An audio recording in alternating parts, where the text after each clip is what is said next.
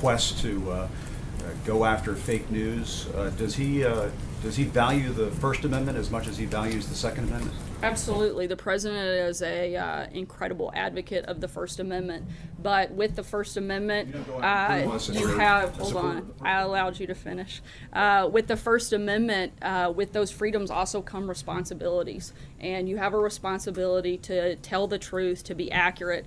I think right now, when we've seen recent information that says that only 5% of media coverage has been positive about this president and this administration, while at the same time you have the stock market and economic confidence at an all-time high. ISIS is on the run. Unemployment's at the lowest it's been in 17 years. We've cut regulations at a historic pace. We're fixing the VA for our vets. You've only found 5% of your time to focus on some of those big issues. And frankly, those are the issues most Americans care about. Not a lot of the things that you cover, not a lot of the petty palace intrigue that you spend your time on. I think that we need to move towards a certainly more fair, more accurate, and frankly, a more responsible news media for the American people. May I follow, Sarah, if I could follow up on that. Sorry, I'm going to try to get to everybody, and like I told your colleague, if I have time. Very quickly, though, should Congress investigate news outlets? No. Hold on, I'm going to try to get to everybody Sarah, today. thank you. Kristen. Sarah, was the president upset that his Secretary of State didn't deny calling him a moron in his public remarks yesterday? Look, as the Secretary of State said, this is a petty, ridiculous accusation, and frankly, I think it's beneath the Secretary of State to weigh in on every rumor out there. His spokesperson, however, did come out and clarified that the Secretary of State had never used those words. What's your response to those John? who say the president has undercut the Secretary of State? Sarah, just quickly before you move on. I think What's it's your the reaction? premise of that question is absolutely ridiculous. The president can't undercut his own cabinet. The president is the leader of the cabinet. He sets the tone. He sets the agenda, and I think that question makes no sense because of that. David? Just one for you. We now know that Secretary Price was essentially let go for his private jet travel, and we know that I think in close proximity to his firing, Secretary Perry took a private jet. We know that Kellyanne Conway was along for one of Secretary Price's rides.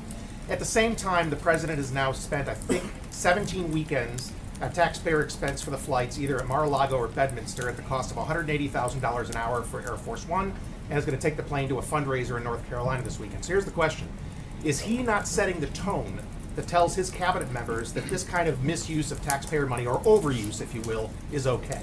I'll start with North Carolina. My understanding is that for a political event that'll be reimbursed for any political travel. The president is The first class rate that Secretary Price paid them. I'd have to check on that, but the president is in a certainly very different position.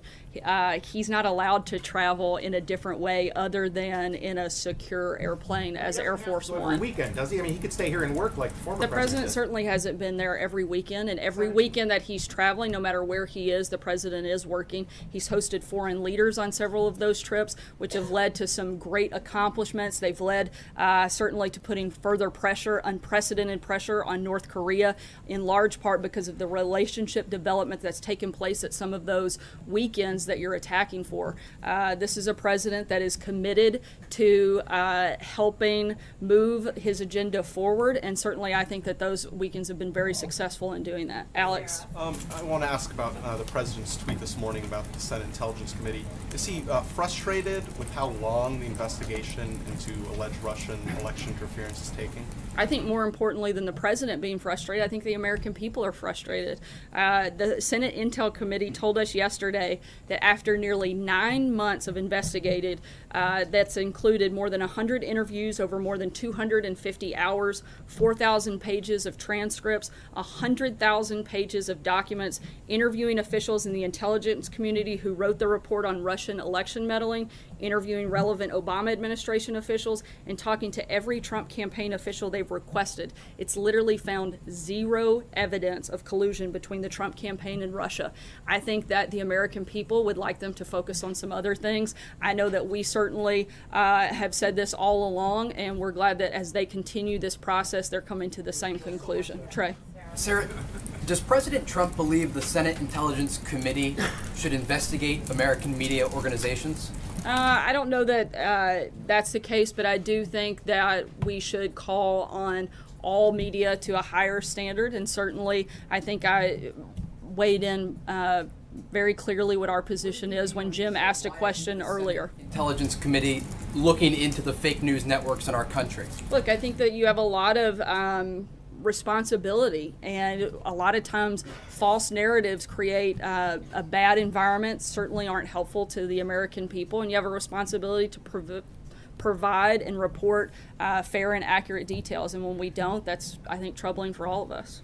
Sarah, you've said several times that the White House wants to be part of the conversation on bump stocks. The president said himself this week, we'll be talking about gun laws as time goes by.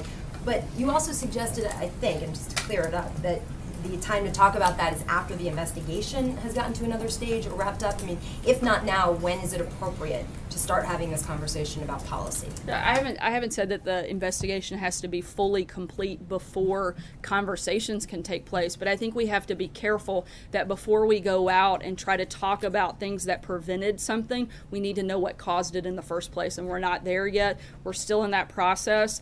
We certainly want to, again, look at every way that we could prevent anything even remotely close to this from ever happening again, and we want to be part of that process, and we hope to. April. Sarah, over the last couple of days, the president has used the word fear, hate, and cruelty. And since you're saying you're having conversations on different things as it relates to Las Vegas, what is the conversation when it comes to the issue of terror? You've not talked about it yet. You've not classified it as such. And talking to people from both sides of the aisle, they're saying there's no one settled or universal definition for terrorism, but we've seen Timothy McVeigh with Oklahoma City. We've seen Ruff with Mother Emanuel in Charleston. I mean, under all circumstances that we've seen so far, people were intimidated, scared, ambushed, military style, in a planned, thought out effort, be it whether it's political or not. They were terrorized. Is this administration willing to start, since they're having conversations about other things, was this terror, domestic terror? I think that's something for the law enforcement communities to define and identify. I think the bigger thing that this administration certainly has been focused on is the prevention and looking at how we can stop things like this from ever happening again. I don't care how you label it. It's something that should never take place in this country, and this president is committed to looking for ways to prevent it. Hallie? What about that shirt? Sorry, I've limited everybody to one question today. Had that shirt saying nasty. What does this White House believe? The president went there.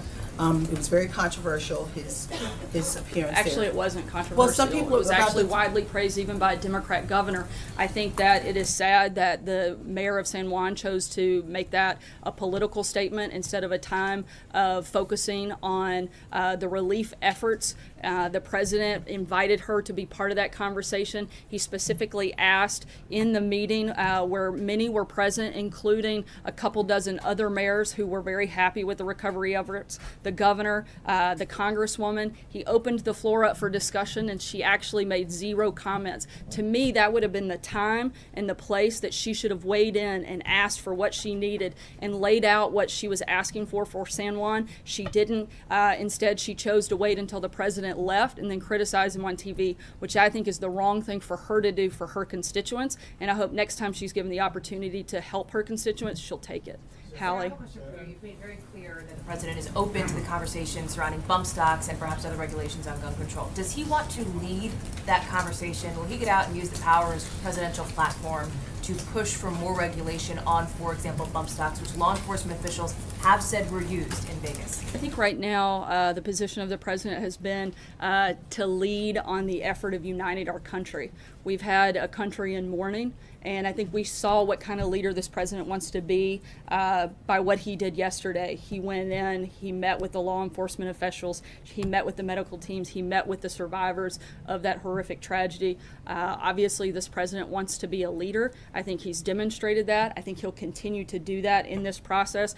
If you want me to get down into the weeds on specific policy, I don't think we're there yet. Right now, we want to lead the effort on bringing our country together and offering comfort to those that have been hurt over the last several days. Mike, sorry, again, I'm going to take this the last one, Mike. There's some talk that some of the main facilitators of the Iran nuclear deal are significant contenders for the Nobel Peace Prize. Is the White House aware of that, and do you have a thought on these folks being talked about as potential winners? I'm not sure about the Nobel Peace Prize process, and certainly not as it pertains to that, but I think we've been very clear what our position is.